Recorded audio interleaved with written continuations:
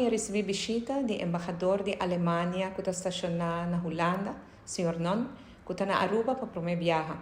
Aruba está cai mirando fora a situação de Alemanha. Aruba está guardando regime manejar door de embaixada de Alemanha na Den Haag e cada tanto tempo a embaixadora também para ser conhecida.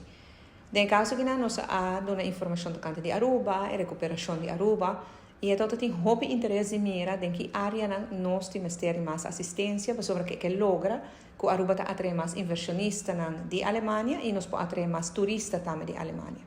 Então é uma boa reunião, ele queda muito impressionado mira com Aruba está recuperando e o desejo, o drive que nós temos aqui na Aruba para nós estar melhor cada dia e especialmente para sair da pandemia não foram melhor que nós estamos a prometer que a pandemia acaba. E nós chegamos na colaboração também com e para assistir-nos em atrair inversionistas de Alemanha e turistas de Alemanha. Uma boa reunião e que também estrechando mais laços com outro país europeu para fortificar nossa economia.